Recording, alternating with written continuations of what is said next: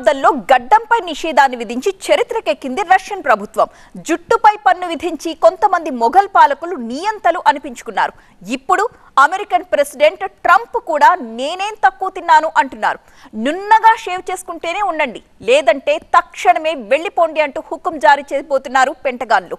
దీంతో అమెరికన్ ఆర్మీలో పనిచేస్తున్న సిక్కులు అలాగే ఇతర మైనారిటీల్లో అయోమయం, టెన్షన్ నెలకొంది. గడ్డాలు మీసాలు పెంచుకునే వాళ్ళు, ఫిజికల్ డిసిప్లైన్ లేని వాళ్ళు ఇక్కడొద్దు. ఎక్కడైనా స్పెషల్ ఫోర్సెస్ లో చేరిపోండి. మీలాంటి అన్ప్రొఫెషనల్స్ మాకొద్దు. US defence secretary Pete Hegseth జారీ చేసిన హుకుం అమెరికాలో వీర లెవెల్లో ట్రోల్ అవుతుంది. అవును, తిక్కల మాస్టారు డొనాల్డ్ ట్రంప్ ఉరుమురిమి సిక్కులపై పడ్డారు.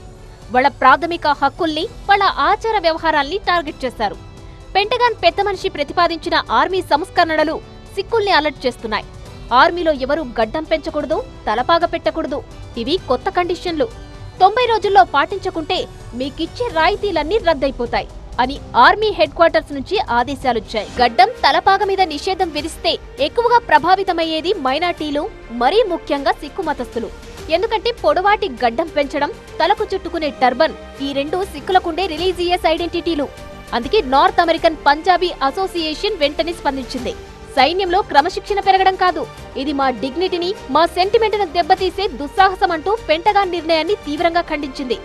వీసా ఫీజు పెంపు, యూనివర్సిటీలో నాన్ లోకల్ కోటా తగ్గింపు లాంటి నిర్ణయాలతో నాన్ లోకల్స్ మీద పగ పెంచుకున్న ట్రంప్ సర్కార్ ఇప్పుడు సిక్కుల మతభావాల్ని టార్గెట్ చేయడం చర్చనీయాంశంగా మారింది. యూదులు, ముస్లింల తర్వాత అమెరికాలో ఎక్కువగా వివక్షకు గురవుతోంది సిక్కులే. గత ఏడాది సిక్కులపై ఏకంగా 153 విద్వేష చర్యలు నమోదైనట్టు FBI డేటా చెబుతోంది. ఇది చాలదన్నట్టు ఆర్మీలో కూడా మా హక్కుల్ని లాగేసుకుంటారా అని గొంతెత్తి ఆక్రోశిస్తున్నారు సిక్కులు. యుఎస్ మిలిటరీలోని సిక్కుల కోఎలిషన్ ఈ మేరకు ఓ ప్రకటన చేస్తూ సిక్కుల పౌరుషాన్ని తక్కువగా అంచనా వేయొద్దని హెచ్చరించారు.